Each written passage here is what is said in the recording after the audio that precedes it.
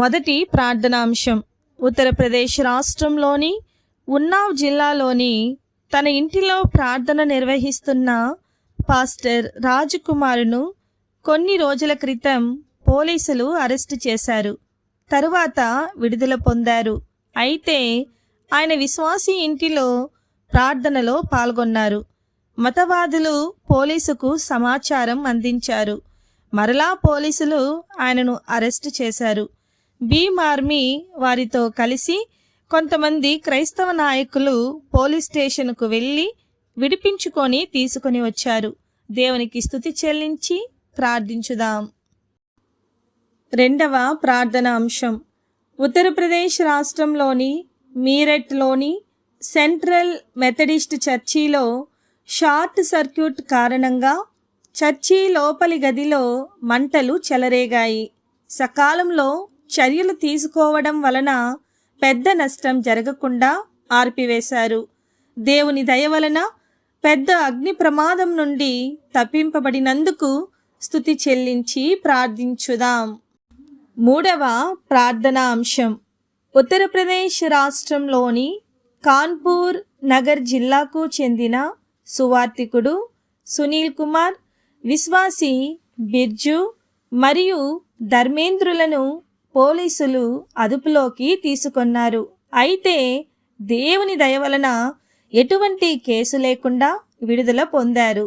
దేవునికి స్తుతి చెల్లించి ప్రార్థించుదాం. నాలుగవ ప్రార్థనా అంశం.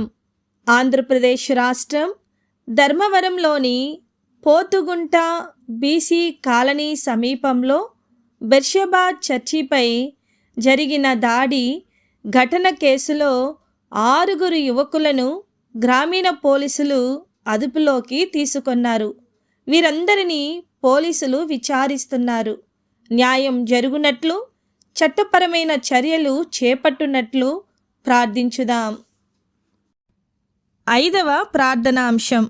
అస్సాం రాష్ట్రంలోని నాగవ్ జిల్లాలోని ఒక గ్రామానికి చెందిన సోదరి మాలిన్ మరియు ఆమె భర్త సోదరుడు బిక్రమ్ క్రీస్తునందు విశ్వాసముంచినందుకు స్థానికులు మరియు సొంత కుటుంబం నుండి తీవ్ర హింసలను ఎదుర్కొంటున్నారు.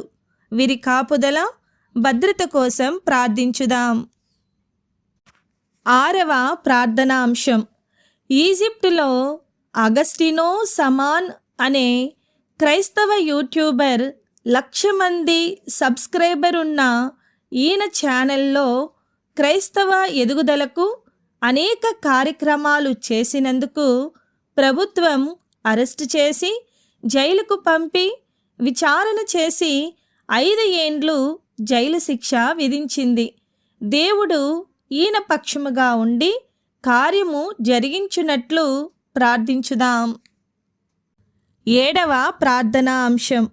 మన దేశంలో ఇంకను సువార్త అందని దాదాపు 18,000 మంది టవైఫ్ తెగకు చెందిన వారిని ప్రభువు రక్షించున్నట్లు ప్రార్థించుదాం.